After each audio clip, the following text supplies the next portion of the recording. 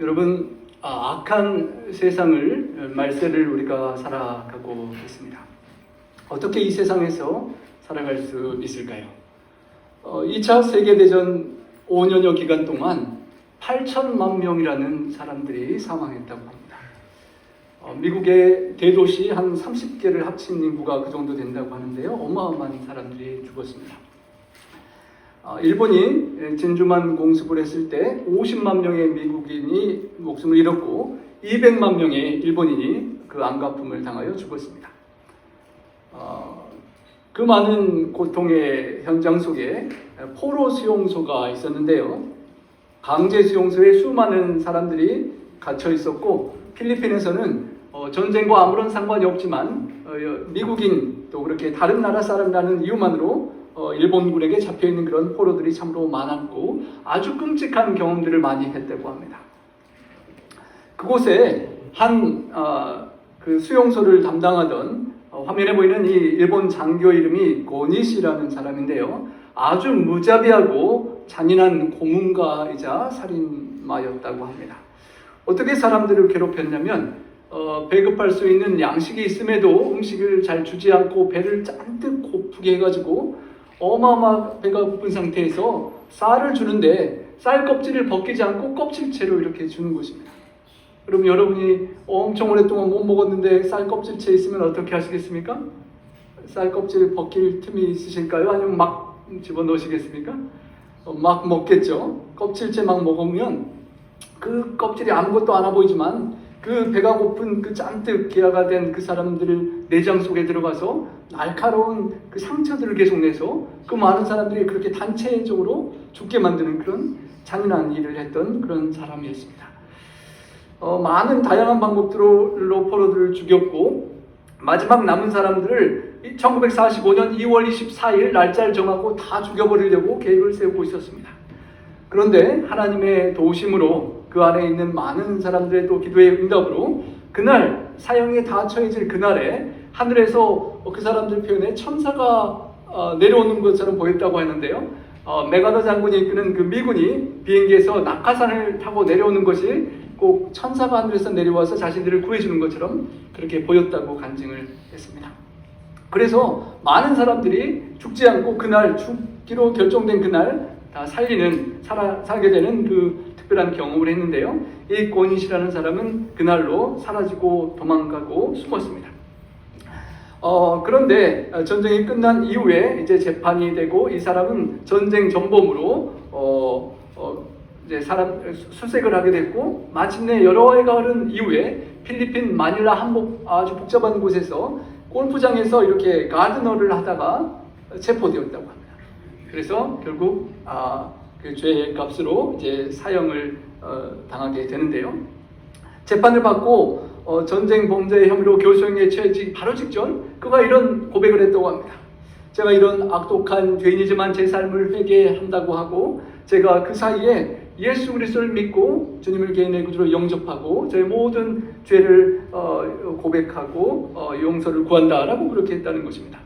그래서 이 잔인한 사람이 어떻게 예수를 믿게 되었는지 물어보았다고 합니다. 그의 대답인즉 아주 끔찍하고 잔인하게 마지막 사람들을 죽이고 있는 그 마지막 시간들에 그가 만났던 기독교인들의 모습과 말과 죽어가면서까지 보여주는 그들의 태도에 너무도 놀라운 충격을 먹고 감동을 받았다는 것입니다. 자신은 끔찍하게 죽이지만 그들의 반응이 너무도 빛나고 새롭고 감동이 돼서 그 이후에 전쟁 이후에 그들의 삶들이 자꾸 생각이 나면서 자신의 죄를 하나님께 회개하고 그렇게 주님께 삶을 바쳤다는 것입니다. 여러분은 어떻게 이런 잔인한 삶, 나의 사랑하는 사람들을 굴며 죽이고 그렇게 껍질 벗기지 않은 쌀로 죽이는 이런 사람을 어떻게 대했기에 그 사람들이 어떻게 기독교인들이 삶을 보여줬기에 이런 변화가 있을 수 있었을까요? 오늘 본문에 베드로전서에 보면 초대교회에 엄청난 비방과 핍박과 고난을 받고 있는 성도들에게 어떻게 그 악한 세상 속에서 살아갈 수 있을지 베드로가 권면하는 것입니다. 그리고 실제 그 권면대로 초대교회에서 성도들이 살아갔기 때문에 오늘날 우리 교회들이 온 세상의 땅끝까지 많이 퍼졌고 오늘의 우리가 있는 것으로 또 우리가 기억할 수 있는 것입니다. 우리가 이 악한 세상에 어떻게 살아갈 수 있을지 베드로가 그 당시 고통당하는 성도들에게 주신 그 권면이 이 마지막 죄악 세상에 우리가 어떻게 살아갈지 다시 한번 우리의 삶을 돌이켜보는 그런 권면이 되기를 소망합니다. 베드로는 옛사람의 습관을 버리라 라고 권면하며 말씀을 시작합니다. 그러므로 모든 악독과 모든 기만과 외식과 시기와 모든 비방하는 말을 버리라 라고 합니다. 그러므로 라는 말은 1장 후반부의 말씀을 적으면서 세상에 화려하고 좋은 많은 것들이 꽃처럼 피었다가 시들어버리고 마는 이 세상에 끝까지 시들지 않는 영원한 생명의 말씀을 사모하라고 하면서, 그러므로 세상의 헛된 모든 것들, 그것을 추구하고자 하는 모든 죄악들을 버리고 그렇지 않은 영원한 말씀을 사모하라고 다시 한번 강조하는 것입니다. 여러분, 세상에 악이 많고 복이 많고 죄악이 많은 세상입니다. 얼마나 기만과 거짓이 많은지 모릅니다. 겉으로는 안 그런 척하지만 속으로 죄를 품는 사람들이 많고 시기하고 많은 비방하는 일들이 많이 벌어집니다. 그 당시만도 기독교인들이 엄청난 거짓 비방을 많이 들었습니다. 실제로 그렇지 않은데 이렇게 뒤집어 씌우는 비방을 많이 받고 살아가는데, 그런 사람들처럼 함께 그들과 비방하고 거짓하고 속이고 싸우지 말고 그것들을 다 내어버리고 그 비워진 공간에 하나님의 말씀, 영원한 말씀으로 채우고 빛을 내라 라고 그렇게 권면을 합니다. 그리고 그 말씀을 사모하기를 어떻게 사모하냐면 갓난 아기들 같이 순전하고 신령한 젖을 사모하라 라고 비유합니다.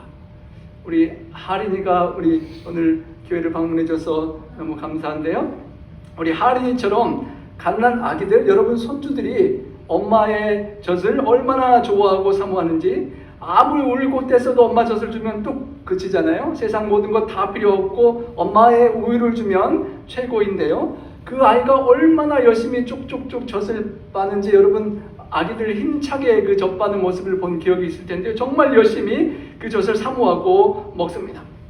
갓난 아기들이 순전하고 신령한 젖을 사모하듯이 정말 신전하고 신령한 하나님의 말씀, 정말 영원한 생명의 양식이 되는 그 말씀을 사모하고 채우라는 것입니다. 버릴 것들은 버리고 그 빈자리에 세상과는 다른 그 귀한 생명의 양식의 말씀을 채워 넣으라고 하는 것입니다. 그래야만 그 악한 세상에서 그 말씀의 힘으로 살 수 있다는 것입니다. 그로 말미암아 너희로 구원에 이르도록 자라게 하려 합니다. 그 말씀으로 채워지는 생명의 양식으로 계속 무럭무럭 자라나고 구원에 이르기까지 자라나라는 것입니다. 의롭다 칭하심을 받고 성화의 과정을 겪고 영광하의 그 최후의 구원에 이를 때까지 계속해서 믿음 안에서 자라나라라고 권면하는 것입니다. 너희가 주의 인자하심을 맛보았으면 그리하라. 그 고통과 비방과 억압의 그 어려운 상황 속에서도 주님께서 어떻게 사랑하시고 희생하시고 그 자비를 보여주셨는지를 맛본 그들이, 그 참된 생명의 맛을 본 그들이 세상의 모든 것들은 뒤로하고 그 맛을 계속 쫓으며 그 생명의 길을 걸어가라라고 말하는 것입니다. 그렇기 때문에 오늘 본문에 이 악한 세상에서 하나님께 영광을 돌리는 삶의 비결로 베드로가 준 그 말씀들은 어쩌면 구원에 이르도록 계속 자라나는 삶을 말합니다.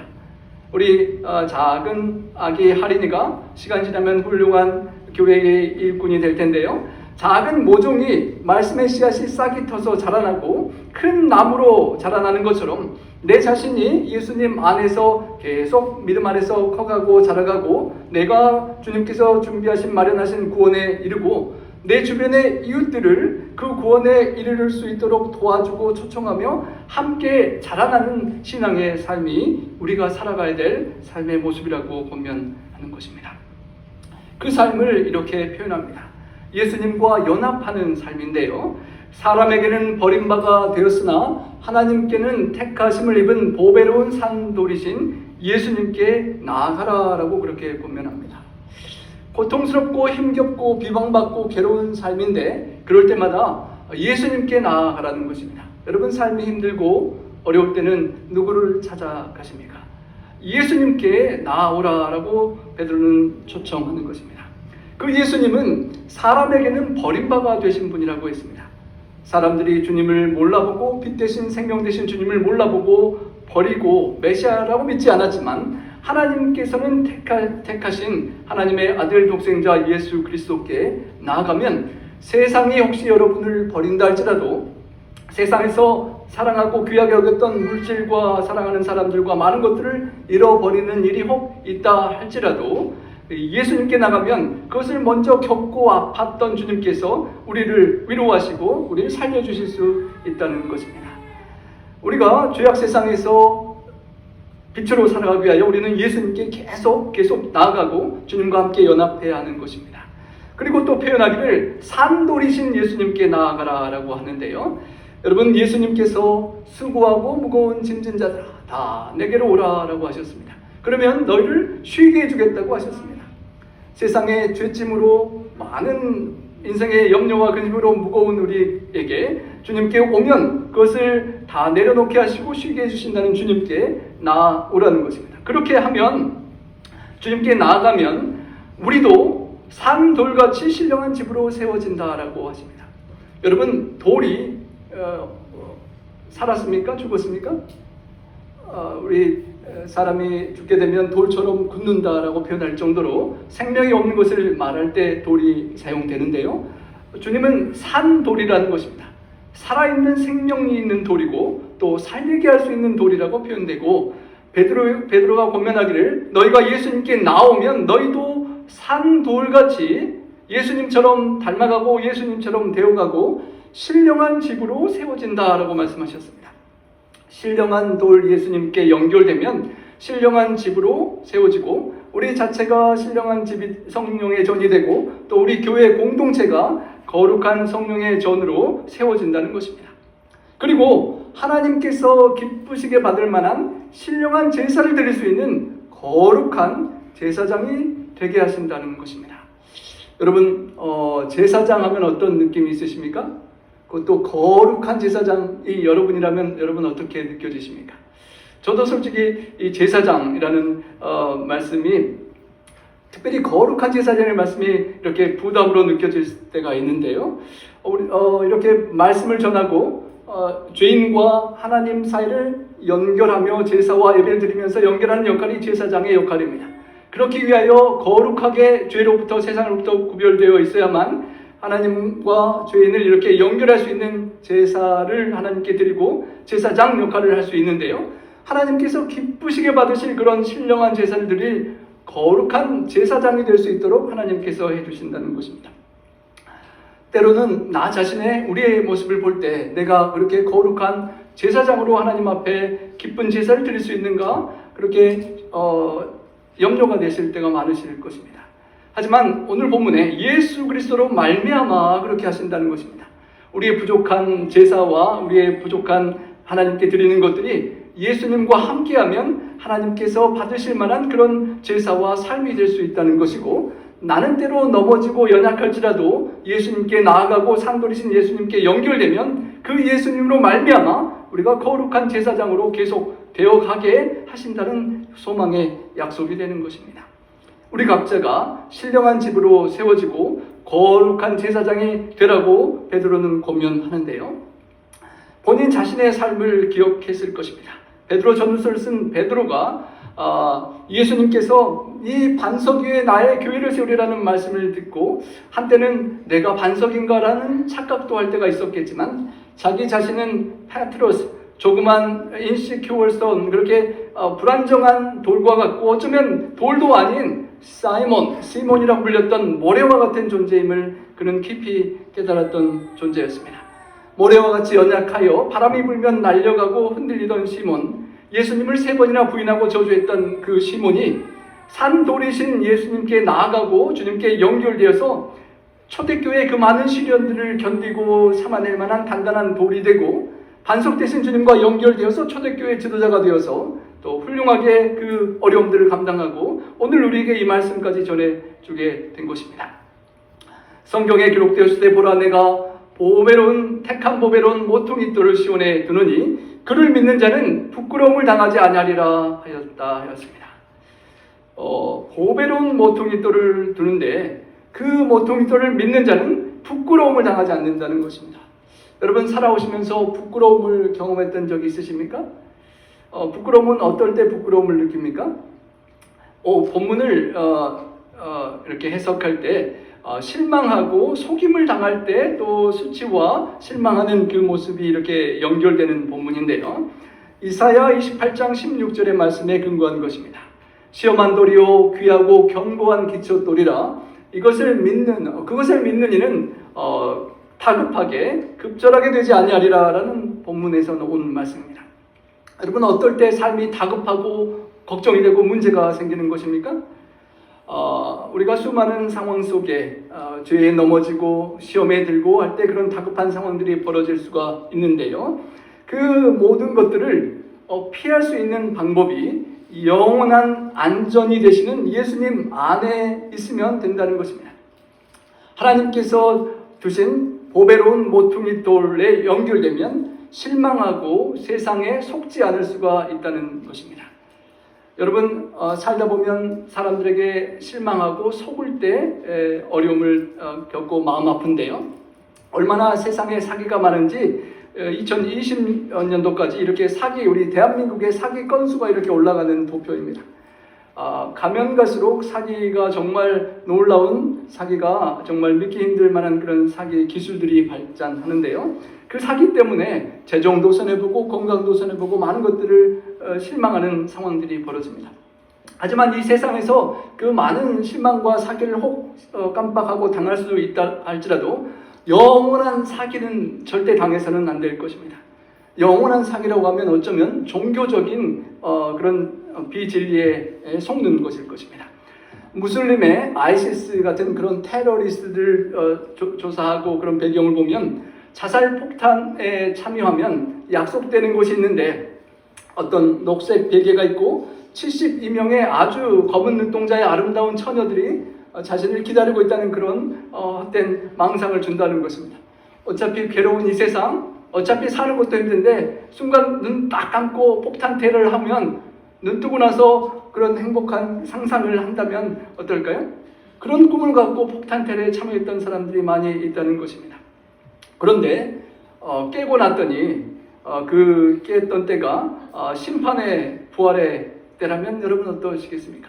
이 세상에서 조금 손해보고 실망할 수는 있지만 영원히 정말 울부짖고 통곡하고 슬피 이를 갈미 있으려는 성경의 말씀처럼 우리의 영원한 생명을 두고 속는 그런 실망을 해서는 절대 안 될 것입니다.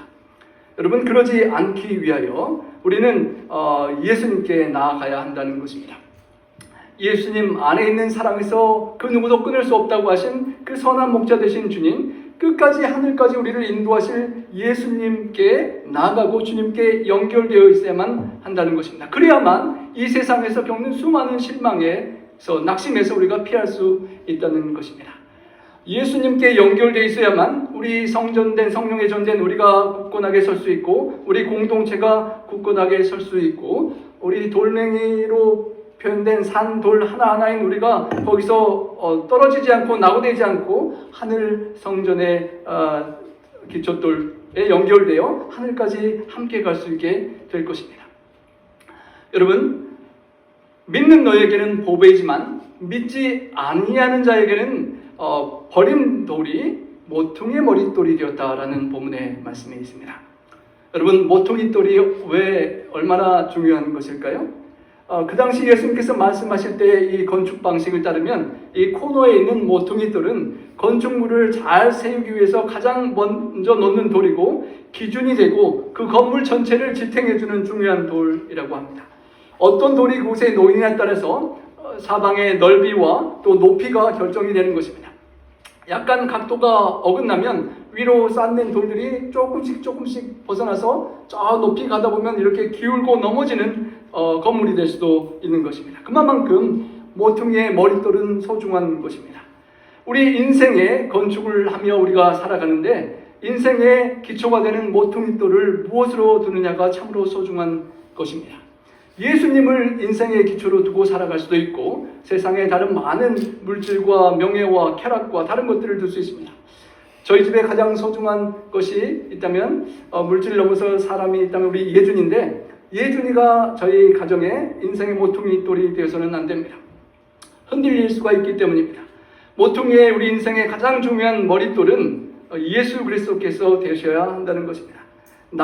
우리의 삶에 그 무엇이 없어지고 사라지고 실망된다 할지라도 흔들리지 않는 기초돌 되시는 예수님을 우리 성도님들의 삶에 인생의 모퉁이의 그런 기초석으로 모시는 우리 모두가 되기를 바랍니다. 믿는 너에게는 보배이지만 건축자들은 버린 그 돌이라고 했습니다. 세상의 수많은 사람들이 예수님을 모르고 그냥 큰 가치가 없다고 생각하고 메시아라고 믿지 않고 버린 주님이십니다.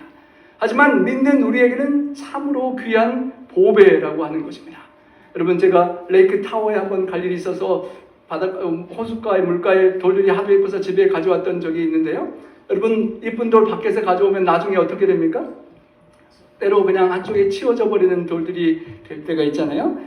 건축자들은 버린 그 돌, 예수님의 가치를 모르고 처음엔 좋은 것 같았지만 지난주의 말씀처럼 어려운 말씀이 있으니까 부담스러워서 치워버린 그 돌이 참으로 믿는 성도들에게는 보배와 같은 돌이라는 것입니다. 참으로 소중해서 버릴 수 없는 돌, 생명의 돌, 어쩌면 그것 없이는 살 수 없는 가장 소중한 그 보물이 예수님이라는 것입니다. 밭에 농사를 짓다가 땅에 걸리는 것을 보았더니 보물함을 발견해서 그 모든 것들을 다 팔아서 그 밭을 샀다는 이야기를 우리가 기억합니다. 값비싼 진주를 발견해서 그 가치를 알기 때문에 모든 재산을 팔아서 그 진주를 산 비유의 이야기도 합니다. 어쩌면 우리가 살아가면서 좋은 것들, 많은 것들 중에서 가장 소중한 예수님을 발견했기 때문에 세상의 모든 것들을 버리고 우리는 예수님을 얻고자 하는 것입니다. 우리가 드리는 예배를 월십이라고 하는데요. 이 월십 예배는 월드라고 하는 그 어원에서 기초합니다. 가치 있는 것을 가치 있으신 예배에 합당하신 우리 생명의 하나님을 창조주를 우리가 경배하는 것입니다. 참으로 가치를 두어야 할 것은 우리를 위하여 생명을 주시고 우리를 영원한 생명으로 인도하시는 예수님께 있음을, 그 가치를 알고 주님을 추구하고 이렇게 공동 예배뿐만 아니라 우리의 삶에 살아있는 모든 순간에 가장 귀한 가치가 되시는 예수님을 알아가고 예수님을 섬기고 예수님과 함께하는 우리의 그런 삶의 예배가 되기를 간절히 소망합니다. 1장 8절에 예수를 너희가 보지 못했으나 사랑한다라고 고백했었습니다. 보지 못하지만 가장 사랑하는 그분, 하나님을 아버지라고 하면 너희가 나를 사랑하리라고 하셨던 그 사랑이 소중함을 베드로는 깨달았습니다. 왜냐하면 본인 스스로 예수님을 3번이나 부인한 이후에 예수님께서 물으셨던 그 질문이 내가 나를 사랑하느냐라고 3번이나 거듭 물으셨고, 자신이 예수님을 얼마나 사랑하고 예수님을 얼마나 소중한 존재로 느끼고 인식하느냐에 따라서 자신의 삶이 달라진다는 것을 깨달은 베드로가 베드로전서에 이렇게 권면을 하는 것입니다. 고린도전서 16장 22절에는 이렇게 말씀이 있습니다. 우리 함께 한번 읽어보겠습니다. 만일 누구든지 주를 사랑하지 아니하면 저주를 받을지어다. 여러분, 이런 말씀이 실제로 있습니까? 처음 보신 분들은 무슨 이런 말씀이 진짜 있나 한번 찾아보고 싶을 텐데요. 실제로 있는 말씀입니다. 여러분, 주님을 가장 사랑하지 아니하면 주님께로 받는 축복이 딸린 것들을 놓치기 때문에 그 자체가 저주를 받게 되는 것과 같은 결과가 된다는 것입니다. 세상에 의지할 수 없는 것들을 의지하다가 저주를 받게 된다는 것입니다. 그렇게 그 주님을 가장 가치를 알고 주님을 사랑하는 삶을 살아야 한다는 것입니다. 저주받는 삶을 베드로는 이렇게 표현합니다. 부딪히는 돌과 걸려 넘어지게 하는 바위가 되었다 하였느니라. 부딪히고 넘어지는 바위가 될 수 있다는 것입니다. 말씀을 순종치 아니함으로 넘어지게 된다는 것입니다. 마태복음 21장 44절엔 이 산 돌 위에 떨어지는 자는 깨어진다라고 표현했습니다. 하지만 그렇지 않고 이 돌이, 이 바위가 사람 위에 떨어지면 저를 가루로 만들어 흩으리라 라고 하였습니다. 여러분, 산돌 바위 앞에 여러분 위에 있으시겠습니까? 바위 아래 깔리기를 선택하시겠습니까? 당연히 위에 있기로 선택하시겠죠?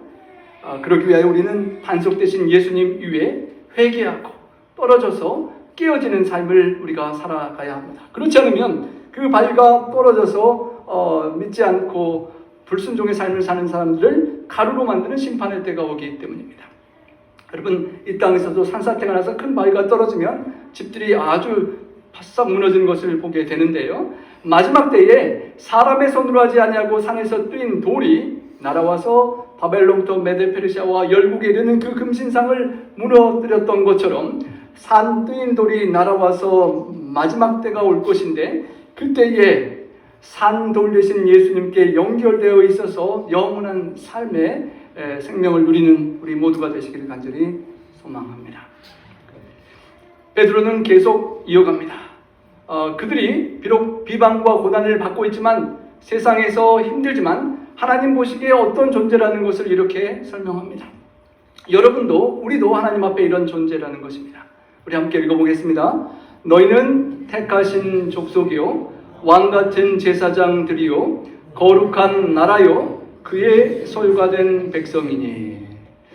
여러분, 하나님께서 여러분을 보시기에 이렇게 보신다는 것입니다. 여러분을 선택하였고 여러분을 부르고 여러분을 귀하게 여기시는 그런 존재라는 것입니다.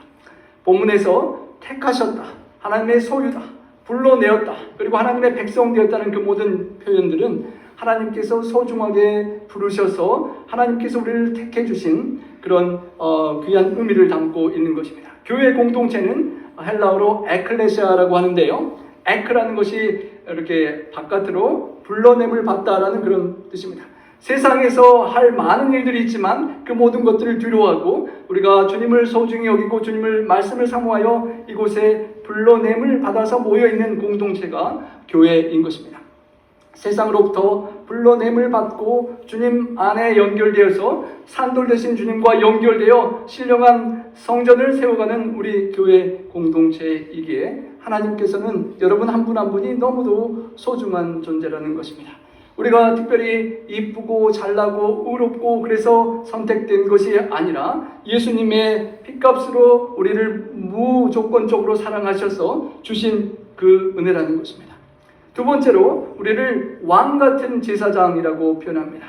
아까 전에 거룩한 제사장이 약간 부담스러울 수 있는 표현이라고 말씀드렸는데요, 거기다가 더하여서 왕같은 제사장이라는 것입니다. 죄인과 하나님을 연결하는 제사장의 삶을 살되 하나님과 함께 누릴 심판의 좌석에 함께할 그런 왕같은 영광도 누릴 제사장이라는 것입니다. 우리 왕의 아들, 딸이 왕자와 공주인 것처럼 만왕의 왕이신 하나님 예수님을 믿는 우리가 왕자요 공주가 된다는 것입니다. 제사장으로서 세상을 섬기고 세상이 하나님과 연결될 수 있도록 섬기는 일함과 동시에 한 가족이 되고 왕의 가족이 되어 그런 특권을 누릴 존재라는 것입니다. 세상에 죽어가는 많은 사람들을 제사장으로서 중보하고 선교지에 있는 많은 사람들을 섬기고 제사장 나라가 되어서 거룩한 백성이 되어서 이스라엘 자손에게 기도했던 그것을 우리 교회가 온 땅끝까지 그런 나라들을 섬기고 주님께로 인도하는 그런 왕같은 제사장의 삶을 살기를 기대하신다는 것입니다. 그리고 세 번째로 거룩한 나라라고 부르십니다. 거룩하게 구별되었다는 것입니다. 우리가 일주일 중에 한 안식일의 시간을 구별해서 하나님께 온전히 예배드리는 것처럼 우리가 물질의 축복 중에 일부 11금과 구별된 것들을 떼어내서 하나님께 드리는 것처럼 나의 한 평생의 삶, 매일매일의 삶 속에서 시간을 구별하여 말씀과 기도의 시간을 드리는 것처럼 이렇게 구별된 나라라고 하는 것입니다. 우리 공동체가, 교회가 하나님 앞에 세상에서 불러냄을 받고 따로 떼어내어진 거룩하게 구별된 귀한 나라라고 하는 것입니다. 그리고 하나님의 소유된 백성이라고 표현합니다. 여러분은 하나님 것이라는 것입니다. 여러분의 아들, 딸, 자녀들이, 손주들이 나의 아들, 딸, 손주기에 여러분에게 소중한 것처럼 우리 모두는 하나님 보시기에 하나님의 소유요, 하나님의 아들, 딸이라는 것입니다. 그렇기 때문에 값지고 특별한 보물이라는 것입니다.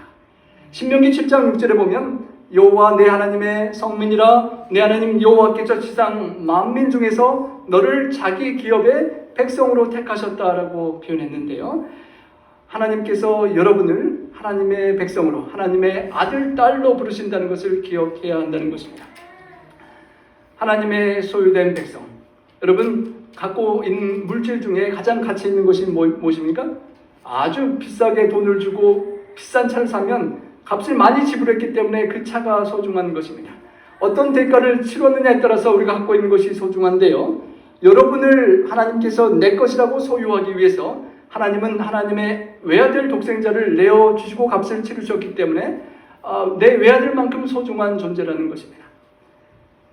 예수님은 나의 생명을 내주면서까지 너를 구원했기 때문에 우리가 생명처럼 소중한 존재라는 것입니다. 그토록 우리 그리스도인들은 하나님 앞에 소중한 존재요, 귀한 존재로 우리 하나님 앞에 있는 것입니다. 이렇게 귀한 존재로 부르시고 축복하시는 이유가 무엇일까요?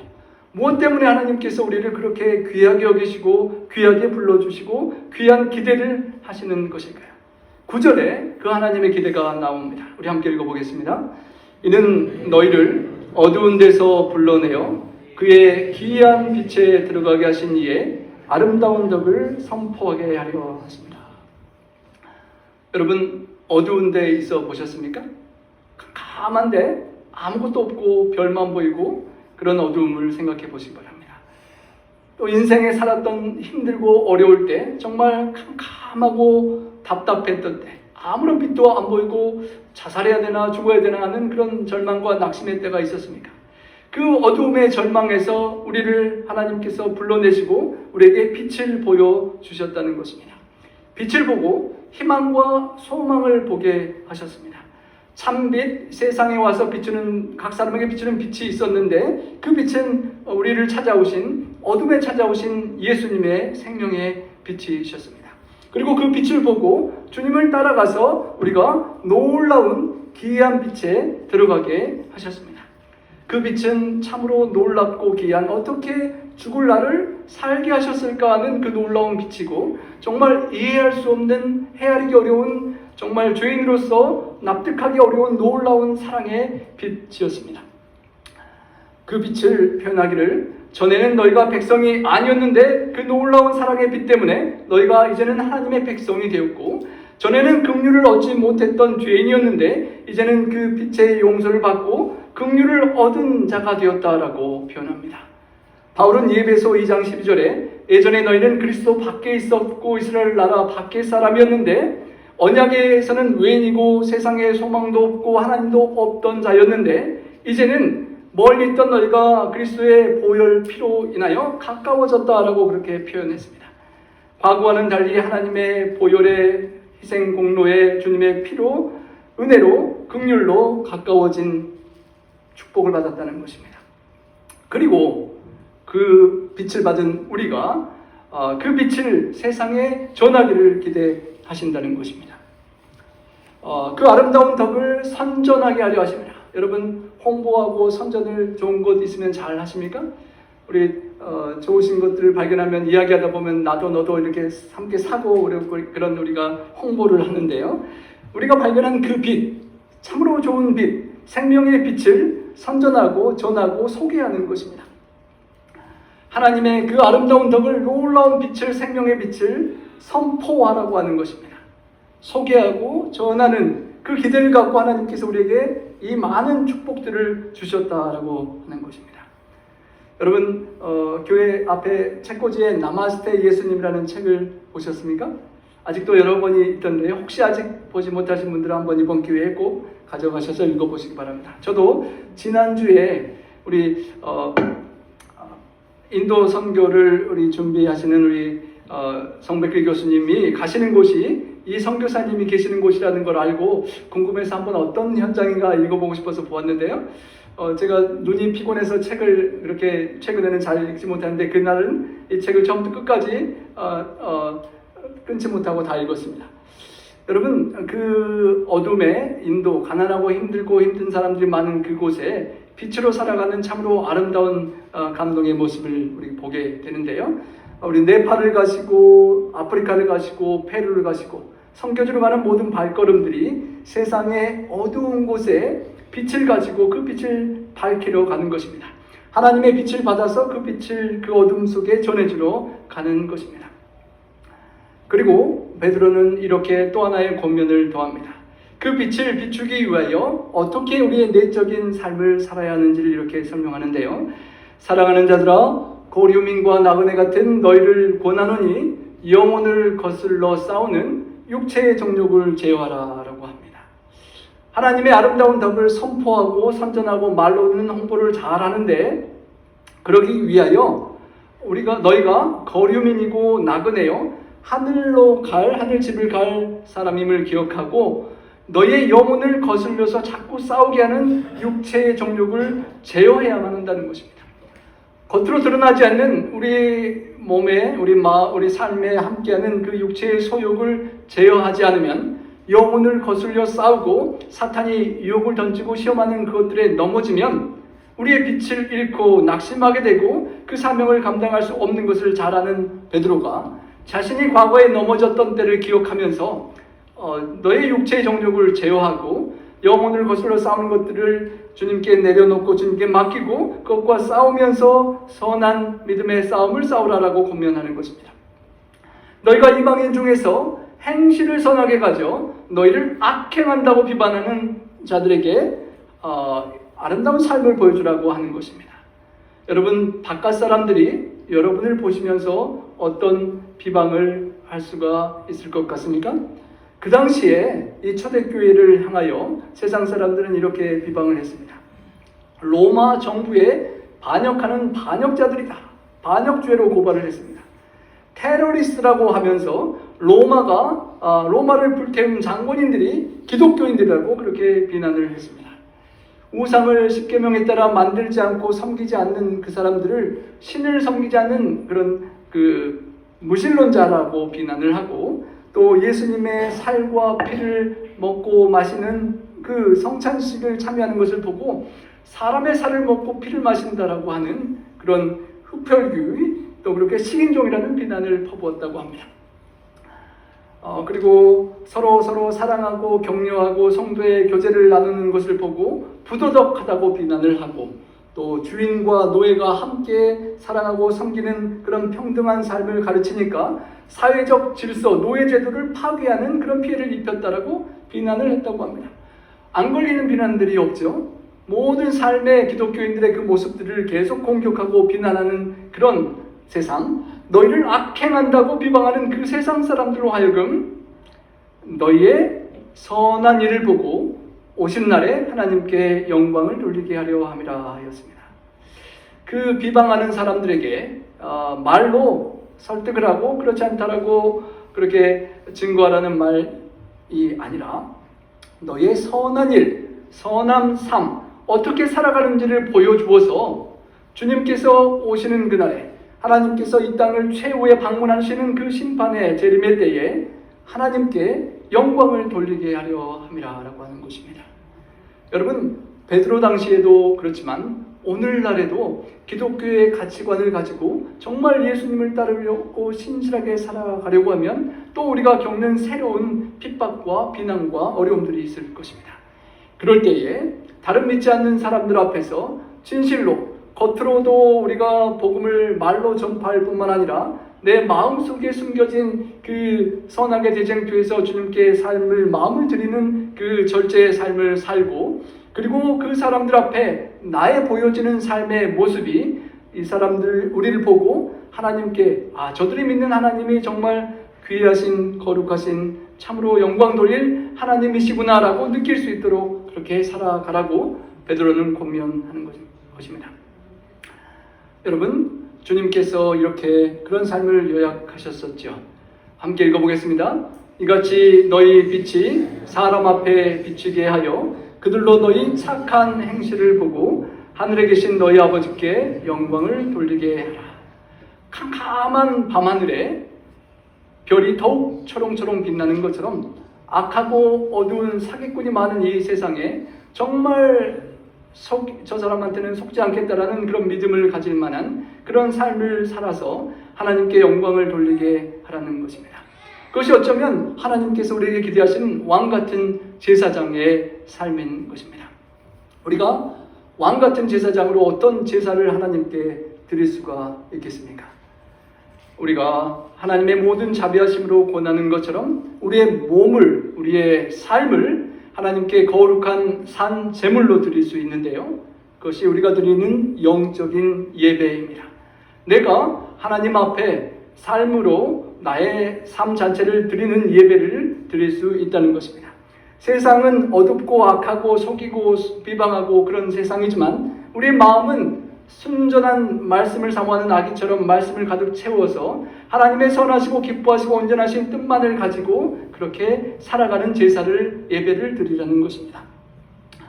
성도의 기도가 향의 연기가 되어 천사의 손에서 하나님 앞으로 올라갔던 것처럼 비록 우리가 그 누구도 몰라주는 세상 사람들이 몰라주는 것 같은 한 작은 성도라 할지라도 내가 나의 골방에서 하나님께 무릎 꿇고 드리는 기도가 하나님 앞으로 향의 연기가 되어서 올라가는 그런 기도에 또 예배를 드릴 수 있다는 것입니다. 항상 찬송의 제사를 하나님께 드릴 수도 있습니다. 그 이름을 증언하는 우리 입술의 열매로서 드릴 수가 있는데요. 항상 찬송의 열매를 드릴 수 있는 비결도 예수님으로 말미암은 것이라는 것입니다. 노래를 이룰 수 있는 고통의 세상에서 예수님으로 말미암아 우리는 노래를 찾고 찬양의 제사와 예배를 드릴 수 있다는 것입니다. 오직 선을 행함과 서로 나눠주기를 잊지 말아라. 이 같은 제사를 하나님께서 기뻐하신다라고 했습니다. 여러분, 하나님이 기뻐하는 제사는 우리가 선한 삶을 하나님 앞에 살아가고 우리 주변에 마음이 어둡고 삶이 어두운 사람들에게 사랑을 빛을 나누어줘서 그 빛을 빛나게 하는 아름다운 삶의 제사라는 것입니다. 그리스도께서 너희를 사랑하신 것처럼 너희도 사랑 가운데서 행하라. 우리를 위하여 자신을 버리사 향기로운 제물과 희생 제물로 하나님께 드리셨느니라 하셨습니다. 우리 예수님께서 하나님께 희생 제물 제사를 드리셨는데 자기 자신의 삶을 십자가에 내어주시면서 희생 제물로 바치셨고 죄인된 우리에게 보혈을 흘리시고 우리를 살리신 그 사랑을 예배로 드리신 것처럼 우리도 우리 주변에 주님을 모르는 그 누군가를 위하여 나의 삶을 내려놓고 희생하며 사랑함으로 하나님께 삶의 예배를 드릴 수 있다는 것입니다. 그리고 그 결과는 이렇게 표현됩니다. 이방인들이 성령 안에서 거룩하게 되어 하나님께서 기쁘게 받으실 만한 제물이 되게 하려는 것이라 라고 로마서 15장 16절은 말합니다.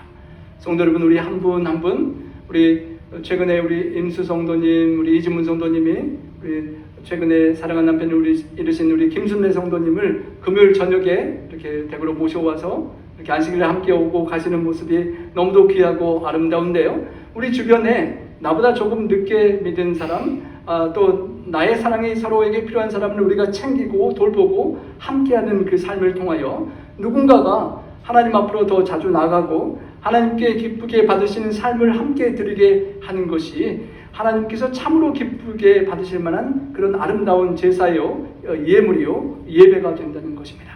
우리의 삶이 이 어두운 세상에서 그렇게 많은 사람들을, 특별히 하나님을 모르는 사람들을, 어둠에 있는 사람들을 빛 대신 하나님께로 이끌 수 있는 그런 예배를 드리는 주인공들이 될 수 있기를 소망합니다. 수많은 사람들을 죽였던 이 살인마가 사람들을 죽이는 그 모습 속에 보여지는 그 놀라운 빛 때문에 마지막에 회개하고 하나님께 삶을 드리고 처형당했던 것처럼 세상에 그 어떤 악한 사람이라도 우리의 성도의 아름다운 삶의 모습 때문에 주님께로 그의 삶을 아름답게 드릴 수 있는 그런 축복의 통로에 빛을 가진 선구자로서 우리 모두가 살아갈 수 있기를 간절히 바라며 말씀을 드리겠습니다. 우리 다 함께 기립하셔서 빛을 가진 선구자 함께 찬양하시겠습니다.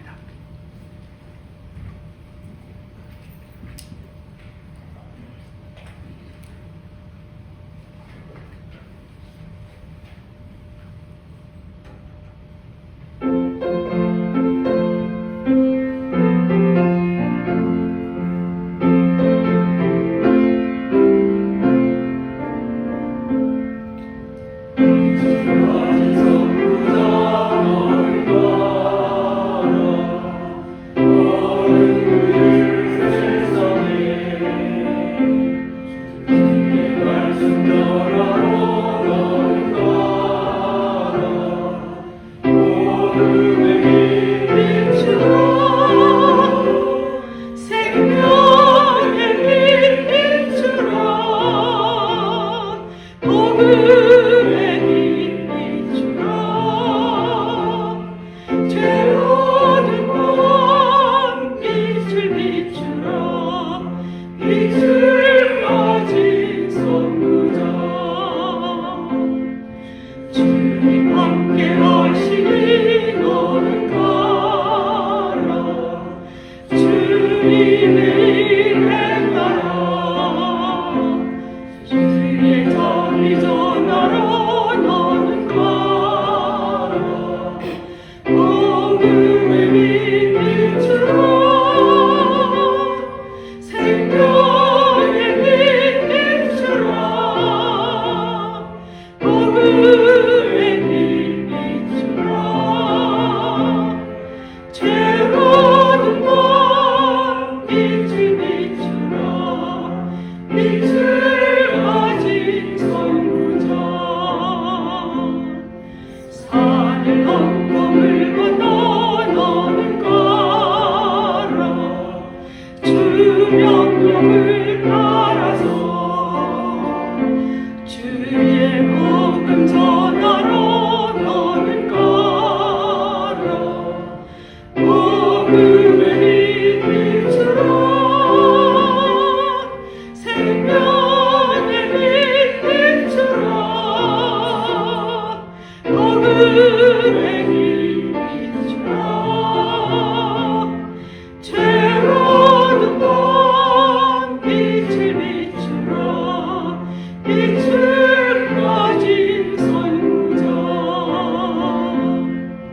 동서남북 어디나 너는 가라. 그 말씀을 전하라. 많이 얻은 자에게 너는 가라. 복음의 빛 비추라. 생명의 빛 비추라. 복음의 빛 비추라. 죄로운 밤 빛을 비추라. 빛을 가진 선구자.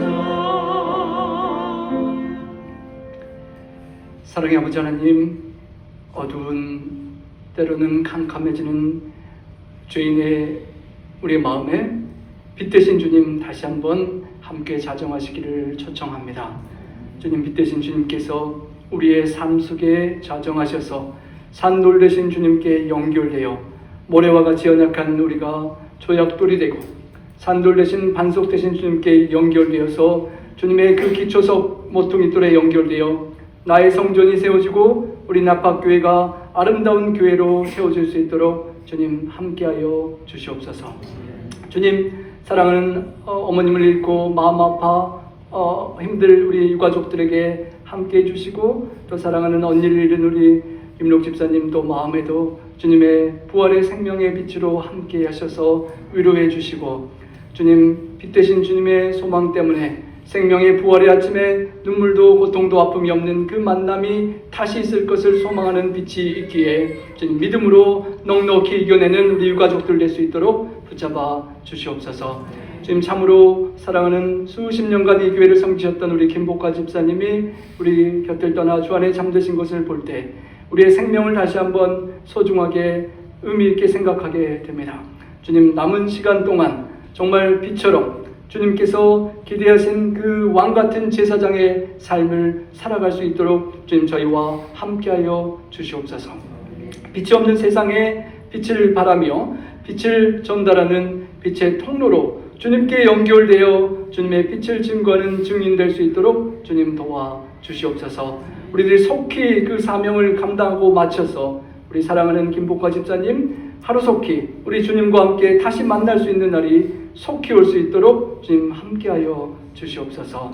주님, 악한 세상, 어두운 세상에 저희들 함께 불러 모아 주셔서 거룩한 사랑의 공동체를 이루어 주셔서 감사합니다. 우리가 서로에게 의지가 되고 힘이 되며 함께 격려하고 어두운 세상을 환하게 비추는 등불이 되고 주님, 세상의 땅끝까지 어둠에 고통하는 사람들을 치유하고 회복하고 살리는 그런 등대와 같은 교회 될 수 있도록 도와 주시옵소서. 주님, 돌아오는 한 주간 또 삶의 현장에서 각자 우리 처한 곳에서 빛을 발하며 살 수 있도록 이 시간 주님께서 우리와 함께 해주시고 성령님께서 빛으로 우리와 함께 동행하여 주시옵기를 간절히 소망합니다. 주님, 귀한 삶을 드리고 재능을 드리고 또 귀한 물질을 구별하여 거룩히 바친 우리 성도님들의 삶 속에 축복하여 주시고 하나님께서 약속하신 모든 놀라운 축복들 때문에 이 약하고 힘든 어려운 세상 속에서라도 베드로전서의 수신자들처럼 아름다운 빛을 발하고 살아가는 축복의 통로로 넘쳐나는 하늘의 축복을 받아 감당할 수 있도록 축복하여 주시옵소서. 우리 구주 예수님 성호지하여 간절히 축원하옵나이다.